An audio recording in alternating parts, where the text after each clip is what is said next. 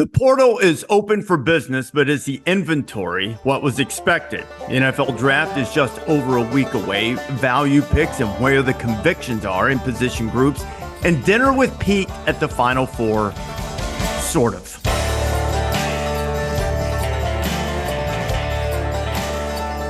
This is the College Game Day Podcast for Wednesday, April 17th. Rece Davis and Pete Thamel. And I bring up dinner at the Final Four because it does have to do with the transfer portal, most notably the coaching transfer portal. If you're ever fortunate enough to have dinner with Pete, he's an engaging companion. He can carry on a conversation with most anyone, if in fact he's at the table. But let's quickly delve into this dinner, Pete, where John Calipari put himself into the transfer portal right in the middle of your steak arriving. Well, always fortuitous to get lucky and get a phone call. And even if it means at the moment of dinner, I will say in my defense of being a dinner companion, I did invite two good people to cover for me. So it wasn't like you were sitting alone in a Scottsdale steakhouse. Not that would have bothered me that much. No, but I enjoyed the company. Yeah. Yeah, no. The unfortunately, the people who know me best know occasionally going out for a meal or a drink may mean I disappear for a while. So, and I will say this: I've disappeared for a lot of like Temple wide receiver coach scoops. At least that was like John Calipari leaving Kentucky. It was pretty good, and because you broke it first officially, got it nailed down. We made sure that you had the proper celebration with the dessert. They wrote your name on it. Congratulations, Pete, and all of that stuff. So we had the Mastro's butter cake is one of the great foods on earth. Yes, it is. It is. But I was taking other phone calls and missed most of eating it, but I sort of deserved that too. So the waiter came over and he said, "Should we keep this warm for him?" And then, in true steakhouse fashion, he goes, "But there is a danger of overcooking it." I'm like, "Yeah, well, let's not let that happen. That would be a tragedy." But we're mostly a football podcast, and I wanted to use that story as a means of reminding everyone that coaches go into the transfer portal too. But a number of the transfer portal is open right now for college football players, and there's always this big anticipation that it's going to be, Christmas in the middle of April. You're going to be able to fill all of those holes just right. But you and I talked briefly about this yesterday off the air, that maybe it's not quite as filled as people had anticipated. I would say, the one everybody has known was coming for weeks. Caden Proctor left Alabama to go to Iowa. He's going back to Alabama. I don't even know if that's official yet, but he was at the spring game on Saturday with them.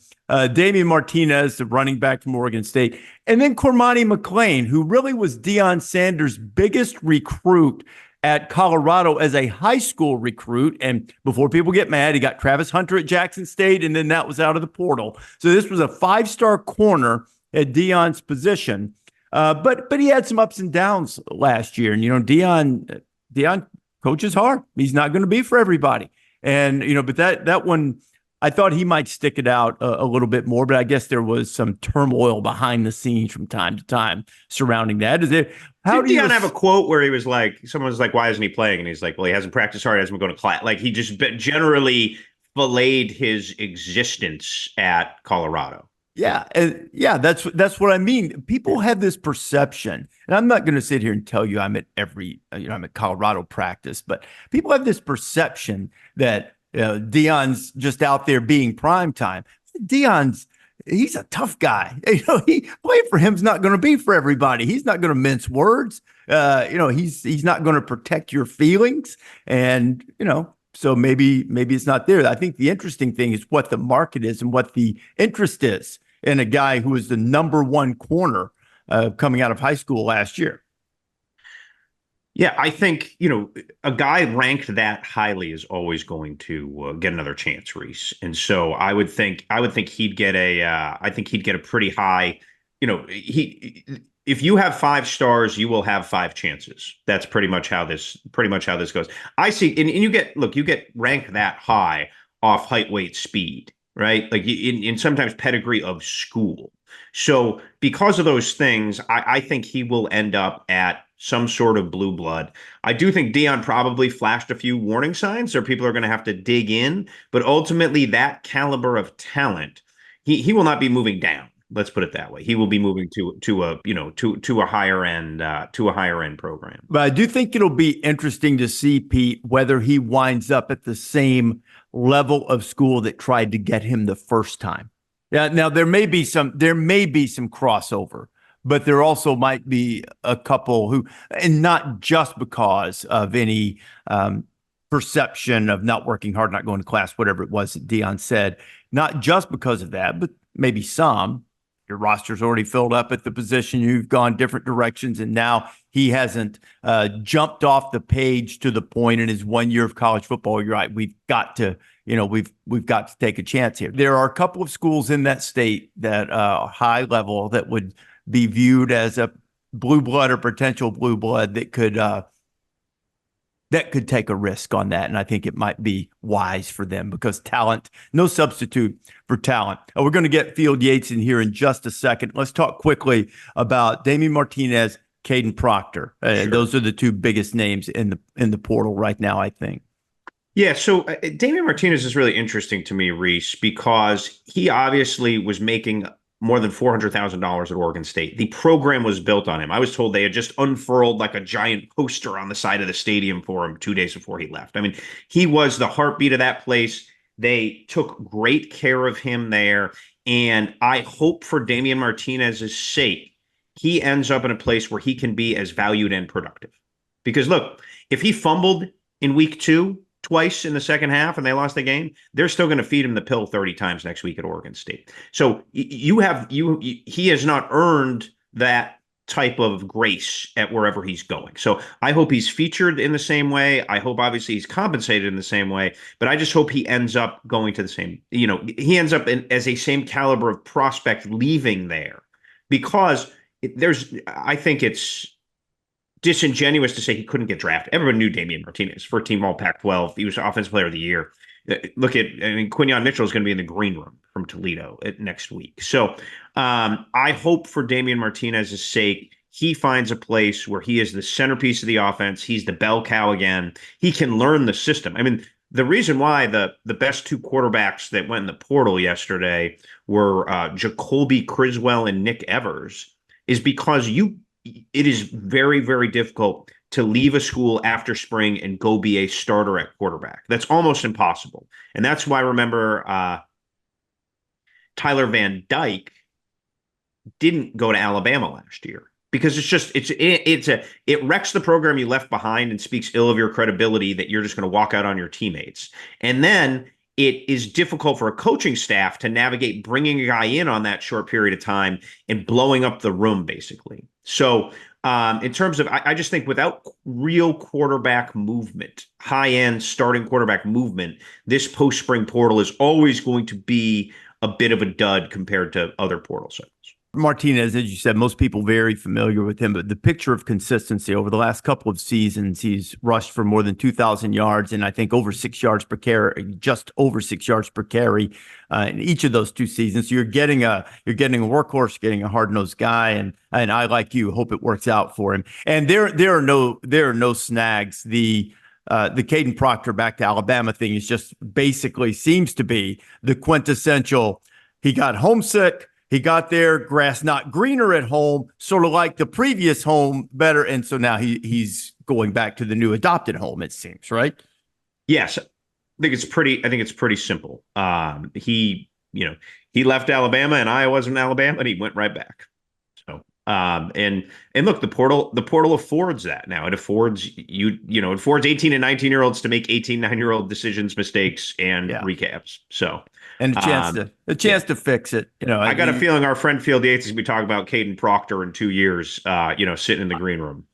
He might already know him. I mean, Field gets ahead of the game pretty well, and we're pleased to be joined by a guy we're going to see a lot of in Detroit at the NFL draft coming up, Field Yates, who is draft expert extraordinaire, can do pretty much anything. I do have to monitor his reps on this NFL draft, Pete, because I don't need Field coming and taking my job.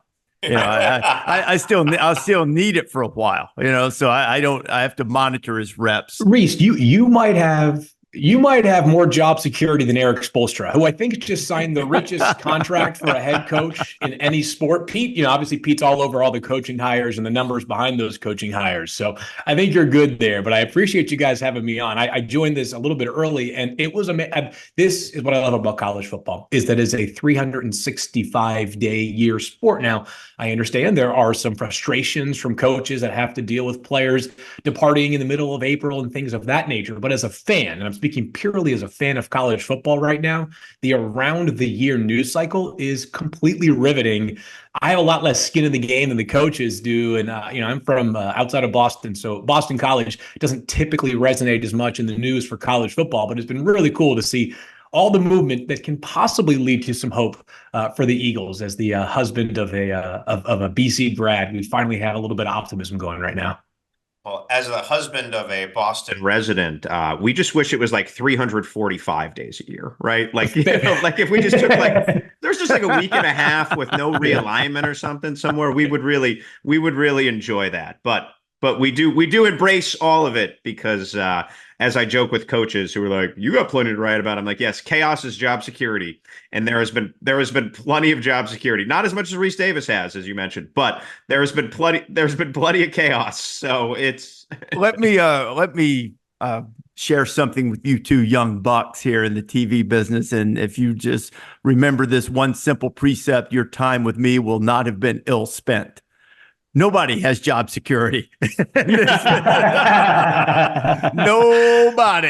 Oh man. But no, I'm looking forward to it, Field. You're going to be great on there. We're going to have Nick Saban with us, Kirk, Desmond. You're going to be fantastic. We're excited about it. It's going to be really, really fun. So instead of diving into some of the things with college football, and let's talk NFL draft and what you're looking for. Okay, so let's start right here. As I watch you guys with your mock drafts and read things, one question comes to mind. Where does the drama really start in this draft? Is it with this Vikings trade that so many people are mocking? And by mocking, I don't mean making fun of. I mean, they are projecting, they're trying to manifest it as if the Vikings are going to make a move, probably with the Chargers, to move into the top 5, get their quarterback of the future.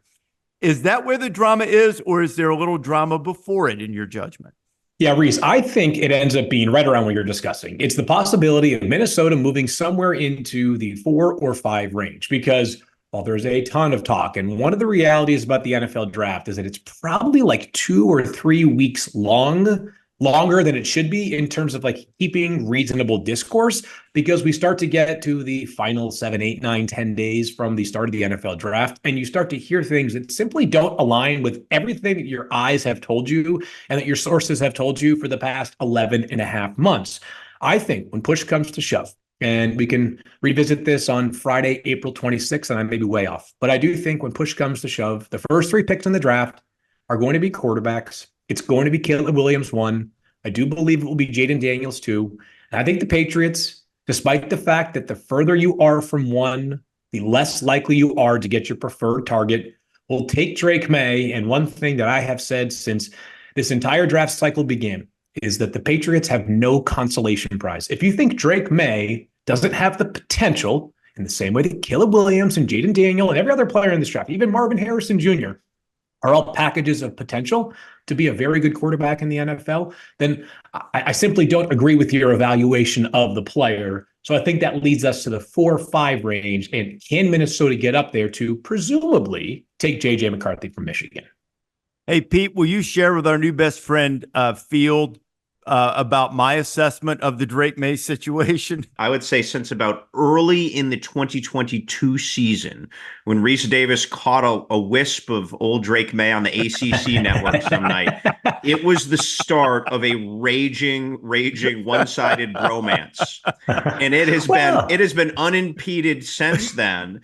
And Rece Davis has been a little bit bristly about some of the Drake Maye criticism that has come inherently to that draft cycle that's too long. I remember Mike Tannenbaum said to me once, if they did the draft like the week after the combine how different would it be? How many less mistakes would be made? How many people talk themselves into like crazy things over these 2 weeks? But Rece Davis would not do that because he would take Drake Maye. And I think selfishly, as a Boston resident with 2-year-old Teddy Thamel puttering around the house, we're ready to get a Drake Maye jersey. All right. We're not going to get a jersey for like the 2024 second round pick. No, we want a Drake Maye jersey.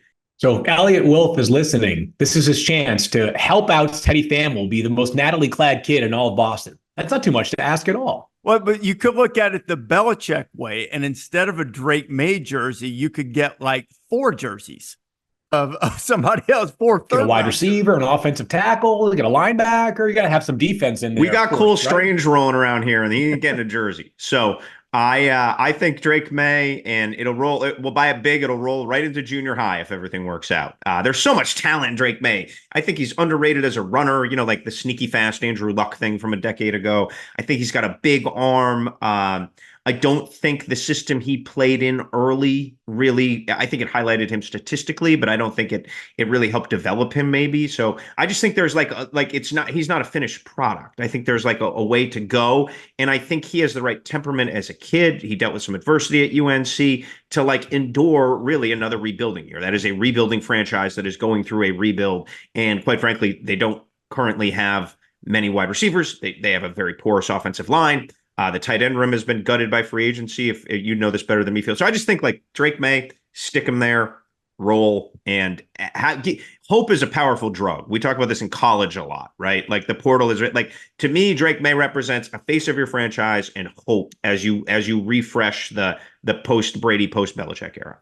I think there are 2 important parts of this Drake Maye situation. If he does end up in New England, every time that I'm evaluating a player, no player is going to be perfect. Every player is going to have his limitations. And the question that I ask consistently is, can those limitations be adjusted once you get to the pro level?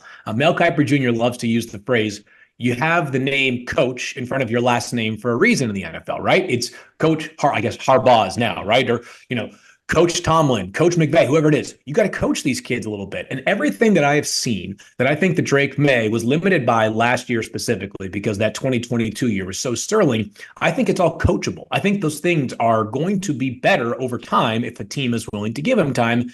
And you're right, Pete. The Patriots obviously have had an unparalleled run of success, and that naturally is going to have their owner, Bob Kraft, every year saying the expectation, the hope is to make the playoffs.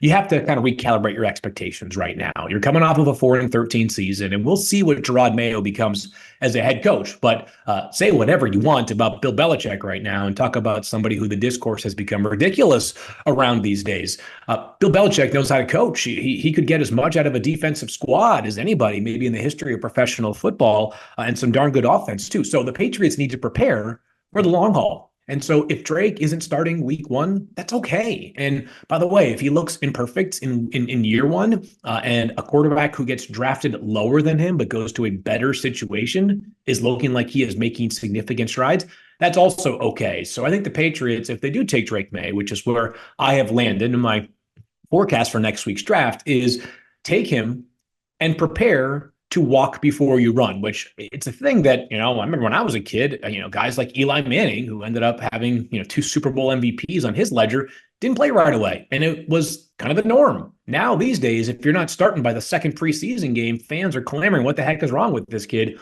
little bit of patience, I think, could really pay off for Drake Maye and the Patriots in this scenario.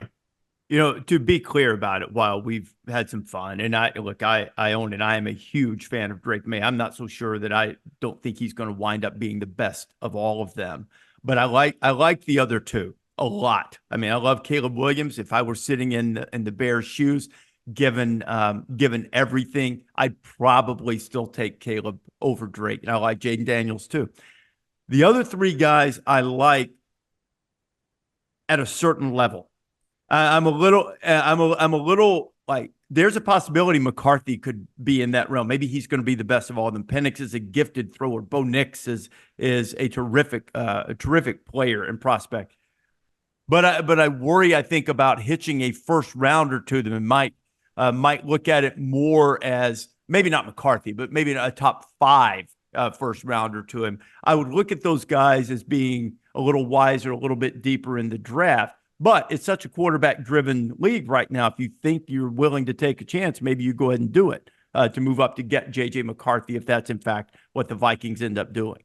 It seems like that's the direction that this could be trending, because Minnesota feels like with the pieces around any quarterback, whether it's Sam Darnold or a first-round pick rookie quarterback, they feel like this is a pretty darn good setup for a kid to walk into, right? You've got Justin Jefferson and last year's first-round pick, Jordan Addison, TJ Hawkinson, who's coming off of a major injury, but they expect him to be ready early in the season. They've got two really good offensive tackles. Like, if we're just building a roster from scratch and you're talking about ways to help a quarterback, those would be near the top of the checklists. And obviously a coach in Kevin O'Connell that they believe very strongly in. They brought Josh McCown aboard as their quarterbacks coach this offseason. They feel like they've got some real horsepower on that coaching staff that even if the quarterback who ends up in Minnesota is the fourth or fifth highest rated on the big boards of myself and Mel and Matt and Jordan, et cetera, they feel like that situation might be good enough where this player could be pacing ahead of other rookie quarterbacks just because of circumstances. So it's a tricky one. It's easy for me to say from my seat where I have J.J. McCarthy ranked closer to 20 than I do 4 in my overall rankings, and Bo Nix and Michael Penix Jr. right around players 30 and 31 on my board. It's easy for me to say I would not use a first-round pick, but I think we all know the artificial inflation that takes place for quarterbacks during the draft just because you need one so desperately. And even if the chances are more remote of that player hitting, if you do hit, it's the greatest advantage roster-wise in the entire sport. Do we party like it's 1983 on Thursday in Detroit? Do we see 6? I think we do. I think that inflation, I've just seen too many drafts where the quarterback inflation is that. I'm a huge believer in Michael Penix especially. Now, you interestingly have Penix above Nix in your latest draft. I'm curious, walk me through that end and what you think could happen there to get us to that 6 scenario. Obviously, in 1983, 6 first-round picks. It's obviously the record. Yeah, if this class comes anywhere close to that 83 class, by the way, everybody will feel good about the investment they're making in a quarterback. So I think with Bo Nix and Michael Penix Jr., people are so beholden to rankings. Hey, you've got this guy 4, this guy 5, this guy 16, this guy 19 on the big board. That must mean that 19 is decidedly worse than 16. The answer is, of course, no. In a lot of cases, it's because of the style of player you're looking for. And Bo and Michael Penix Jr. could not have played more decidedly different forms of a game, right? Bo Nix, who led the FBS, actually had the single season completion percentage mark in terms of completion percentage last year at 77.45%, played a game where he was getting the ball out quick and he was doing a lot of stuff at or near the line of scrimmage. I don't want to throw too many quirky stats out there, but his air yards per attempt was 6.25 last year. All of the other 5 top quarterbacks that we're discussing were north of 9 air yards per attempt. So they're just chucking the ball further down the field. Jaden Daniels with north of 10. I mean, that was obviously a vertically inclined offense, but Bo's processing obviously so impressive. And he's a good athlete too. I mean, I know that we recall the Bo Nix razzle-dazzle 18-year-old true freshman at Auburn who was making plays, sometimes to his benefit and then eventually to his detriment. And he ends up transferring. 20 rushing touchdowns over the past 2 seasons for Bo Nix. So still an effective runner, but the arm strength is not going to match Michael Penix Jr. I had the chance to go to each of their pro days and take those for what they're worth, sometimes a little bit, sometimes not that much. But, watching the two of them throw, it is pretty clear the difference in just, I hate this term, but arm talent, right? Michael Penix Jr. has that left arm missile launcher. And Penix is, while not a bad athlete by any stretch, he did sort of impress people with his testing during his pro day. I would say a less proficient runner than Bo Nix, the kind of guy who can navigate the pocket pretty darn well. He showed that in the Texas game, a little bit less so in the Michigan game, and that scheme and that depth of that rush just kind of caught up to him. But he, when he has time, can throw it to any inch of the field. And I'm not just talking about down the field where they did plenty of damage with that great wide receiver trio, but you want to throw the ball from one hash to the other. You want to throw the ball from one hash to the opposing sideline. Mike Penix has that in his bag as well. I just think with Penix, you have to account for the possibility of the medical concerns, which every team has a different tolerance. But when you've got 4 season-ending injuries on your resume, and those are the first 4 years of his career, some teams will say, we're okay with it. We feel good about the fact that he's been healthy for 2 full seasons in a row at Washington. Others are going to say we are just too wary of the possibility of one more injury being critically harmful to his pro career that we're not as comfortable with it that high in the draft. So very different styles. I think there's a chance for success, but I ended up with Michael Penix Jr. Going to the Raiders in the most recent alternating mock that there's been a lot of mocks recently, but the most recent one that I did, Penix ends up going 13th. And that's in part because I do think that's a team. And Antonio Pierce, their head coach, has made this very clear that wants to pound the football on offense. And as a result of that, set up plenty of play action passing. And Mike, with time and space in the pocket, can absolutely do damage with a wide receiver core that has a pretty good starting point in Devontae Adams and also Jacoby Myers. Hey, I want to run this by you, Field, for on down the list in quarterbacks and just get your take on it and see if you think I'm absolutely nuts. If I wanted to draft a guy probably on Friday or early Saturday that I would feel really good about coming in and being a backup and maybe someday developing into a starter, I'd take Spencer Rattler from South Carolina. But if I wanted to take a project and take a swing at a star, maybe, and also have the safety net that if it doesn't work, he could be Logan Thomas or Matt Jones, or if you're really old school and old like me, Derek Ramsey, the former Kentucky quarterback who transferred into or moved into being a great tight end in the pros. I'd take Joe Milton. Now, not before Saturday, but maybe if I had the right quarterback situation, said, you know what? I can let him sit here for 2 years. I can see if I can harness all of this athleticism and this huge arm. I'll see. And if I can't, he might be able to do something else for us too, because I think he weighs like 250 pounds. He ran like a 4.6. He's 6'5". What would you do it? Would you like those two ideas? Not if you're looking for your franchise quarterback right now. You need a backup, or you're going to take a swing for 3-4 years down the road with a little safety net with a position change. I am an advocate for drafting quarterbacks frequently, just because whether it's Joe Milton III or Michael Pratt, who I would say is not going to wow you with his physical tools in the same way that Joe Milton can, I think it's a good idea to be taking swings at quarterbacks in general. And I think that Joe Milton, and maybe this is hyperbole, but at least of the players that I expect to go on day 3 is the most fascinating prospect of the entire lot. A lot of the reasons that you just laid out there, Rece, this obviously has had plenty of hype surrounding Joe. I mean, from both of his stops in college, right? Michigan and then Tennessee. Has kind of a 1-year starting sample size, but not a bad year last year for Tennessee. 20 touchdowns, 5 picks, obviously impacted the game with his legs, and that 80-plus yard rushing touchdown last year that showed off some of that athletic ability for Joe Milton. The NFL tends to be a cyclical league and also a little bit of a copycat league. So right now, the sort of the flavor of the month on day 3 for quarterbacks might be, hey, let's target more of the, and I don't want this to sound unkind to Brock now, because what he is now is very different than what he was perceived to be coming out a couple of years ago in the draft. But when Brock Purdy went as Mr. Irrelevant, the idea was we have a guy who maybe isn't going to blow you away because of his physical traits, but is incredibly experienced, terrific leadership, good enough athlete. Maybe he's a guy that we could develop. I think teams might a little bit skew that way right now. But I think the more bold, forward-thinking ones should be leaning toward also the projects, because what's the harm? If you go through the numbers over the years, you can take whatever sample size you want. 1 year, probably 50 years to the NFL draft.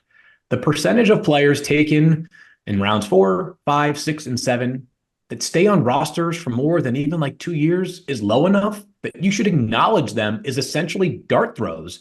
And so Joe Milton, so fascinating because of the athletic upside there and the effortlessness of a thrower. I mean, down at the Senior Bowl, a game that had 2 potential first-round quarterbacks, Mike Penix Jr. and Bo Nix, watching Joe Milton throw was, it was like a sight to be seen. And he did it again at his pro day, and certainly did it plenty of times during his career in college, even if he wasn't that long of a starter relative to where we thought he would be when he entered Michigan as a 4-star recruit back in the day. Corner, to me, Field is really interesting, and I feel like there's been the most variance there through sort of mock season, right? Like Kool-Aid McKinstry, I think going in maybe to the combine-ish, might have been like the perceived, or at least during the season, he was perceived to be the top corner. He maybe, could be the 3rd or 4th guy. And again, all these guys are going to be first-round picks. Quinyon Mitchell, I give a lot of credit. He has earned his place in the green room. He has earned through the Senior Bowl and through running a 4.3 his spot right now at the top of your mock. Terry and Arnold, there's a crew of Cooper DeJean, Nate Wiggins, a crew of very good corners that I don't feel like there's a ton of separation with. Do you think that could be a position where we see some surprises, where some guys go early, some guys go later? Like that to me seems like a very jumbled, competitive, high-end group. It totally is. And I think, I have Quinyon Mitchell as my number one corner out of Toledo, of course, did everything right during the pre-draft process, and of course was very productive during his time at Toledo. Had a 4-interception game back in 2022. And then this past year, fewer interceptions because teams were a little bit less careless with the football around him, but still got his hands on a lot of footballs, tied for the second most pass breakups in the entire FBS last year. So productive guy, great kid. Brilliant, by the way. That's everything I hear. Is this kid's got this recall and this memory that gives you real confidence he's going to have a chance to become a star at the NFL level. But I've said that during the process, like 2 through 5 of corners, maybe it's 3 through 5, because some people do believe that Terry and Arnold is either ahead of Quinyon Mitchell or right there neck and neck with him. I have a little bit wider of a gap than some of my colleagues. But part of the reason why the 3 through 5 or 3 through 6 range has been a bit complicated is that you have two of those potential 3 through 5 or 3 through 6 cornerbacks in Cooper DeJean and Kool-Aid McKinstry, who have both dealt with injuries during the pre-draft process. Of course, DeJean broke his leg at the end of Iowa's season, so he just within like the last 10 days was back to 100%. Kool-Aid dealt with that foot injury after Alabama's run to the college football semifinals, so he was on the field but was unable to participate in the combine. I do think that each of them, and you can throw Nate Wiggins in this conversation as well, out of Clemson. I think Ennis Rakestraw deserves to be in this conversation out of Missouri. It's a different style of play. Right, Nate Wiggins might be he was 173 pounds at the combine. I think he's bulked back up to maybe like mid 180s, but he ran a 4.28 40. So if you're looking for a guy that you play the Dolphins on Sunday and you want to find a way to keep up with Jalen Waddle or Tyreek Hill, you're going to need that more than a guy like Ennis Rakestraw, who ran a 4.51, I think, at the combine. But Rakestraw is the kind of player that he might be just as likely to knock you out as he is intercept the pass from the quarterback. He has some shades of what Devin Witherspoon brought to the table last year out of Illinois.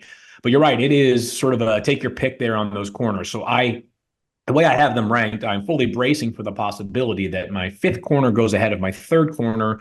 And maybe, I might have that order completely reversed because some of it's style fit and how you want to scheme these guys up. I do think, though, of the players that I've just mentioned, so Quinyon Mitchell, Terry and Arnold, Cooper DeJean, Nate Wiggins, Kool-Aid McKinstry, and Ennis Rakestraw, all, I think that was 6 or 7 of them, have a real shot to be first-round picks. Can I put a bow on Quinyon Mitchell here really fast? I think this is an interesting college point. So I have a feature running on him next week. Actually made a bunch of calls on him yesterday. Maybe the most interesting thing about him, Rece, was that when he was recruited, he's from Williston, Florida, which is kind of between Gainesville and Ocala, like and not far from your neck of the woods, Rece, but it is the middle of nowhere, right? Hank Poteet, you remember Hank Poteet from the Patriots, was the corners coach at Toledo, and he recalled going to visit him as a lot of gravel roads and stray dogs, which I thought was a very good quote. And he prayed with Quinyon Mitchell's barber. But I didn't know this about Mitchell. He actually committed to Toledo, decommitted, then he wasn't academically eligible. So he took like just a year off and worked out at home. And what happened was when he decommitted, Antonio Pierce actually offered him at Arizona State when he was the defensive coordinator there. So he got a little hot, happens, right? Did just, says bye to Toledo for a minute. Then he has the year off and isn't playing. And he kind of stuck with Toledo, and Petit kept texting him. And then he ended up going there the following year. But I just do think for a kid to like endure a year without playing football, stay in shape, stay dialed in, get eligible, and go, I think that's just a rare path these days because he's tasted not having football, and I really think that's been a driver for him. The bow here comes from some great stats from our buddy Sopenshaw, who's awesome, does a lot of statistical analysis for us, and we're sort of framing Quinyon Mitchell as, is he going to be the last like group of 5 guy we see in the green room for a long time? Because just how the world works now, how NIL works and such, the FCS guys go up to FBS, the group of 5 guys get pulled up. And part of what is attracted people to Mitchell is that he stuck around. So these were great. I thought these were really interesting stats. In 2015, so not that long ago, the percentage, or we'll even say 2016, the percentage of Power 5 combine invites was 80%. Group of 5 was 13%. FCS was 6%. That changed this year to 86% Power 5 combine invites. And basically the group of 5 invites were halved to about 8%. And then FCS is about halved to 4.5%. So we've seen like big jumps just in how the puzzle is put together and how the draft process works. So when I hope when he opens up his suit when he gets drafted, I hope there's a big rocket there, because it's a testament to a school that stuck with a kid and a kid that stuck with a school. And I think that's a neat story. There are, on the ABC coverage that we'll have, most people know it is focused on the player. We'll certainly do team needs and how they fit and all that kind of value picks and all that jazz. But for the most part, we're talking about the player's backstory. And there is a vignette that we've done on Quinyon Mitchell about his interaction with a young Central Michigan fan. And that, I mean, it is so kind and sweet. And, you'll still want to see it even if I give it away. Basically, he gave a kid after the game who was clearly a Central Michigan fan wearing his chip shirt. He gave him his gloves anyways. He was standing there. Turns out the kid had, in the not too distant past, lost his mom. And it was really, it just showed compassion. And we have Quinyon there talking to him or listening to the video of him on the phone. There's some great moments there. The corners have a lot of that. I mean, we have the one that I think people have seen with Terrion Arnold too, giving his high school janitor's jersey. So you're getting, these types of stories are what you'll get on ABC on the coverage as well. And I know it's not as fast or as important as how fast you run the 40 or your shuttle time or your 3-cone drill or whether you have good ball skills. But when you're making this type of investment in first round guys, when you find guys that kind of, for lack of a better way to put it, get it and have some compassion, some empathy, some understanding of interaction with the fans, that's a bonus. I mean, it's still better if you're Quinyon Mitchell and you run a 4.29 or whatever, 4.28, whatever he ran. That's better, but it's good to have that in addition to, and we'll showcase a lot of those. Some of those, I was watching a ton of them yesterday, and you sometimes forget the level of person, not in any industry, in football and broadcasting, insurance sales, plumbing, whatever you do, everybody's not going to be of high character because of what they do for a living. But there are a number of guys who have extraordinarily moving stories or powerful, quirky, great personalities that we'll be able to showcase there that, can make them fit in with the team quite well a lot of times.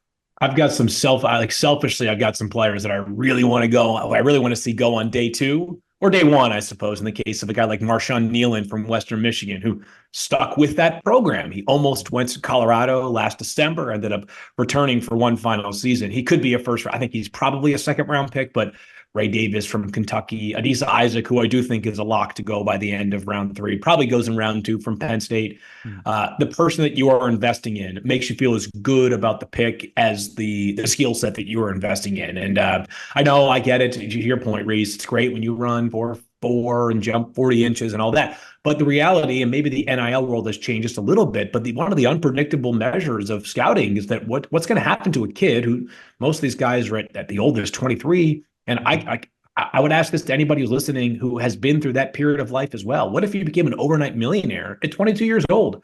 Are you going to bring the same level of intensity and care and dedication to whatever it is you do? And part of the reason why those stories and why these backgrounds are so important is it allows teams to feel like, hey, this guy may have been, the poster child for what you're supposed to do at his college team, but we feel good about him continuing to be that at the NFL level because we know exactly what kind of human we are getting as well. I think there are 3 categories of people who have that happen to. It probably falls into lottery winners too. When you suddenly have a financial blessing bestowed upon you like that. One, you have a group of guys who are going to further dedicate themselves and say, I'm going to show you I am worthy of this. I'm going to excel and show you I'm even more worthy of this. You're going to have a second group of guys who they are unaffected by it. They continue to work the same because that's just sort of the product of what they do for a living. They still have pride in performance. They don't change a lot because of it. The third group is the one you worry about. The ones who get comfortable because of it. And it's human nature a little bit. Yeah. Yeah. So that's the thing. That's what you look for. I mean, there's nothing wrong with comfort. I'm not suggesting that, but what you would prefer if you're making that type of investment is to have the guys you make that investment in fall into one of the first two categories. Either I'm going to prove that I'm worth this and more, or the other ones who are unaffected by it, that is sort of ancillary to what they do and the excellence that they want to achieve. So I was going to put another college bow on something Fields said here. My job on this podcast is just interrupt people, and just drop random bits of knowledge.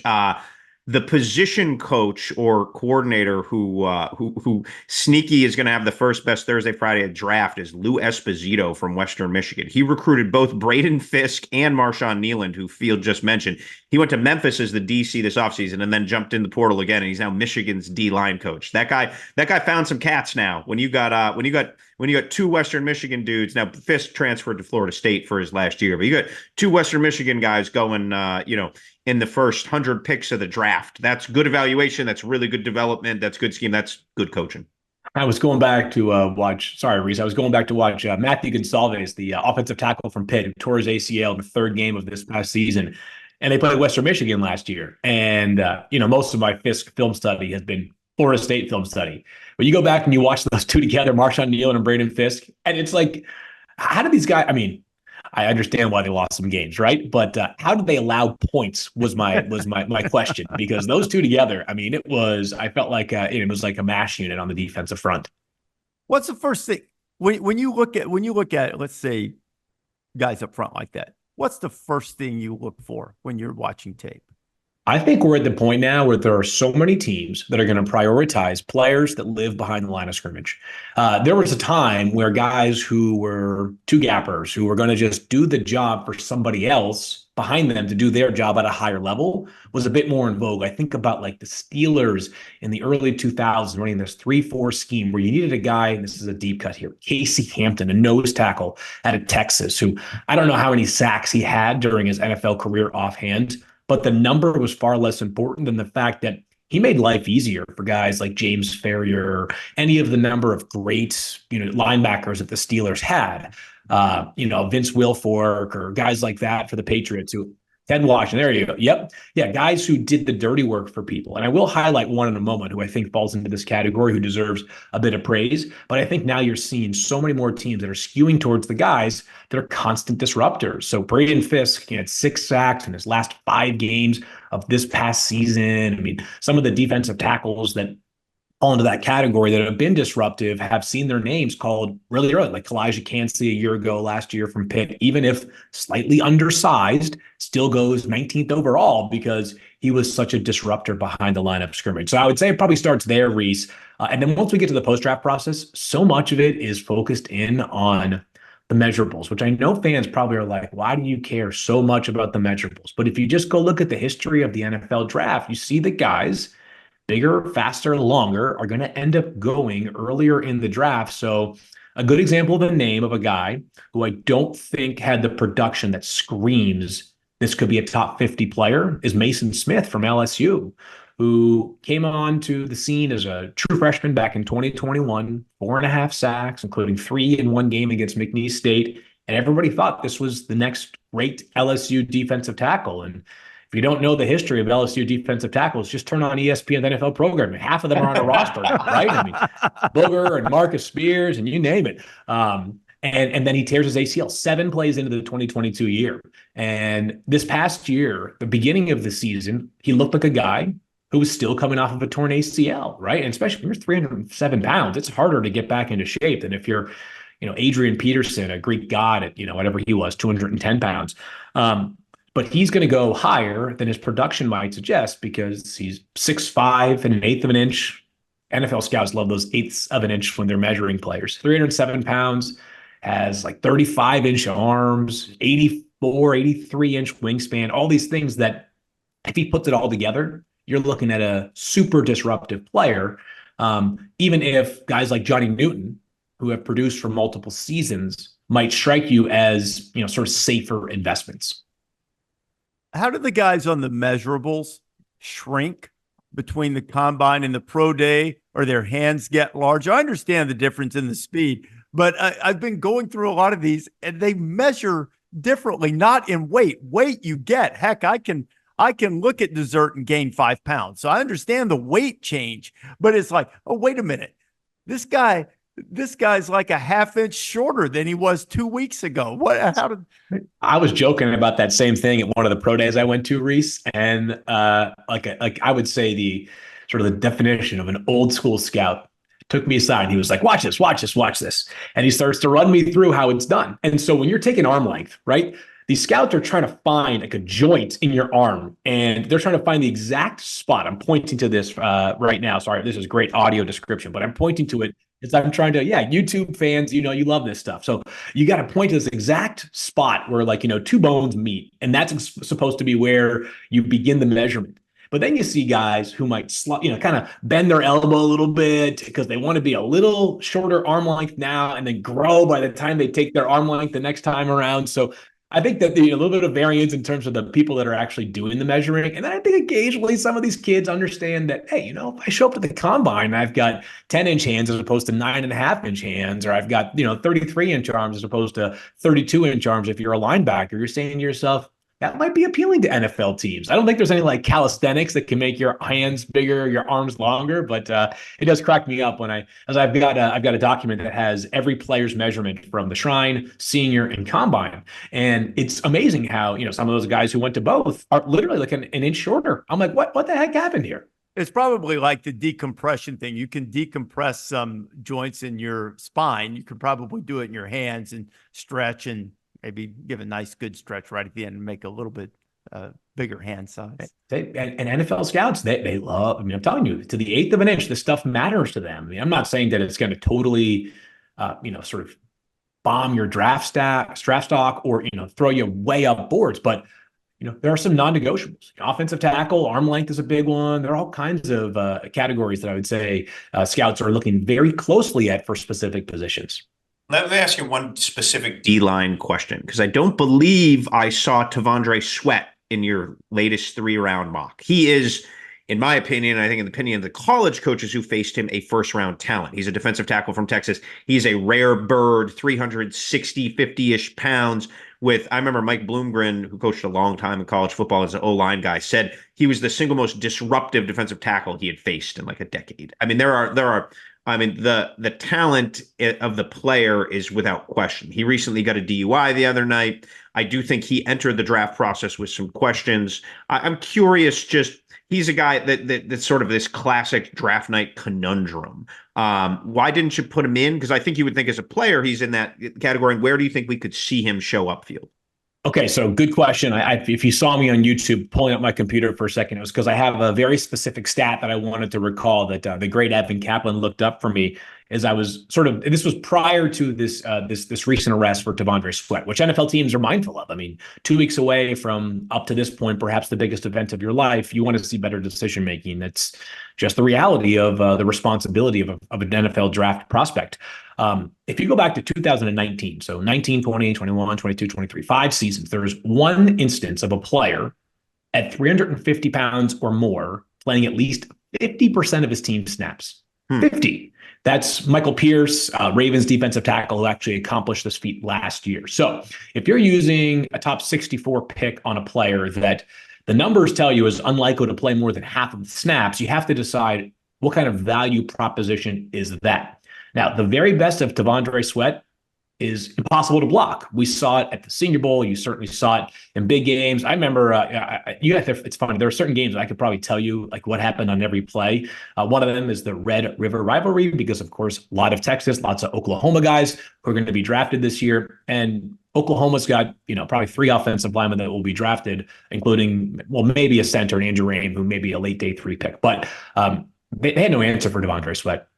The question will be, are you going to get T'Vondre Sweat for 60% of the plays? Or are you getting him for 40% of the plays? Because if it's 40, that might be a player that, would be deemed more rotational. And you might say, it's hard to use a top 100 pick on a guy who you are acknowledging when you draft him may not have more than rotational value. If he ends up going 75th, won't surprise me, because the best flashes of T'Vondre Sweat as those coaches told you, Pete, are probably as impressive as any interior defensive lineman in this class. And, there's a reason why he won all the trophies, all the awards this past year for Texas. And he's nicknamed Meatloaf. That will be on the vignette coming. He says Big Loaf sometimes, but if you're Big Loaf or Meatloaf, it's got to be Meatloaf. Yeah. Oh, yeah. That's got way more renegade to it. For sure. Field, this was great, man. I appreciate your time. Look forward to seeing you in Detroit. Keep grinding on that draft. See if you can manifest that Vikings trade coming in there. And maybe of the many, many, many misses over the years, maybe whoever the Vikings get at quarterback will have to sit back, wait, and watch as Sam Darnold finally becomes what I thought he was going to be. Oh, man, you and me both, Rece. It was an honor to be on with you guys. And I can't wait for next week. It is to say it's a career highlight would be the understatement of the year. We're going to have fun. It's going to be terrific. Pete, whoever you have dinner with tonight, Pete, stay at the table as best you can, unless I'm Coach Lee. I'll try. All right. No promises. No promises. No promises. All right. This has been the College Game Day Podcast. Thanks for listening. You can download it wherever you prefer to get your podcast, or better yet, just subscribe and never miss an episode.